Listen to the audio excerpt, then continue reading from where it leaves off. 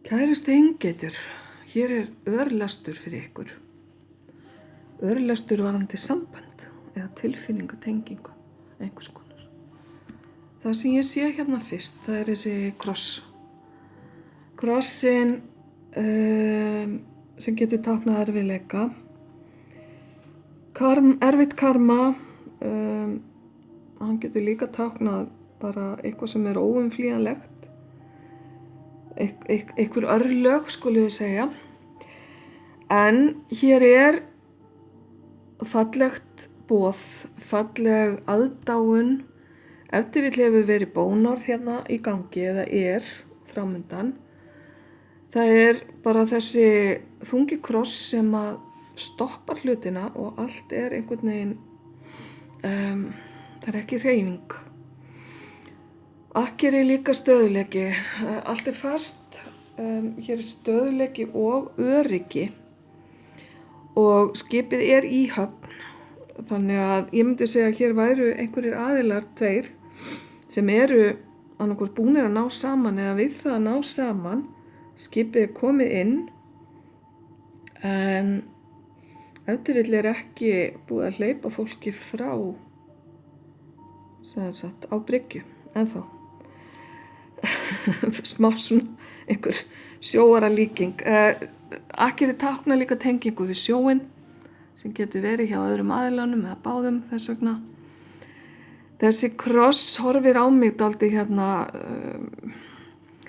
getur táknar stífa trú, stífar reglur sem að viðkomandi kannski alinn upp við eða mjög trúaður, heittrúaður, sem gæti gert þessa stífni sem að ég finn fyrir hérna ákveðnum erfiðum aðstæðum. Hér allavega tveir aðilar sem að dásta hverjum öðrum og það ekkert það að villast að það eru tilfinningar hér í gangi. En við skulum aðeins sjá.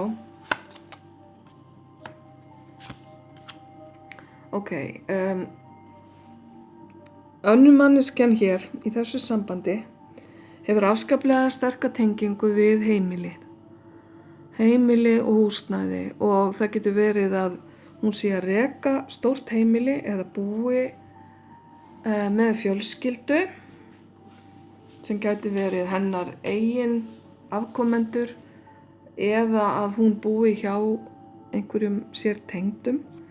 Heimilið skiptir þessa mannesku afskaplega miklu máli og þó að hér sé lady þá þarf þetta ekki endilega að vera kona. Þetta bara annar aðilinn í þessu sambandi.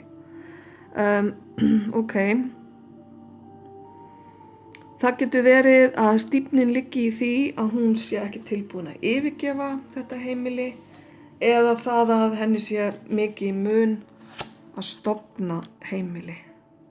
Mér sýnist kæru steingeitur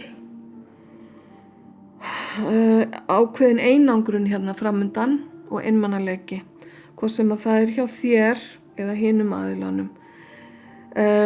Sameiningin ekki alveg á næsta leiti allavega.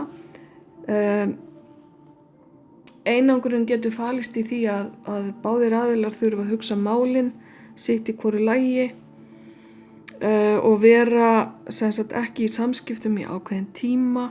Það getur verið eitthvað sem að veldur því að það verður aðskilnaður. Allavega tímabundin sem að kemur í veg fyrir sameiningu. En hver veit nema það verði síðan meir. Það allavega ekki í spilunum á næstunni, skulum við segja. Kæru steingeitur, takk fyrir þetta. Ljós og kærleikur.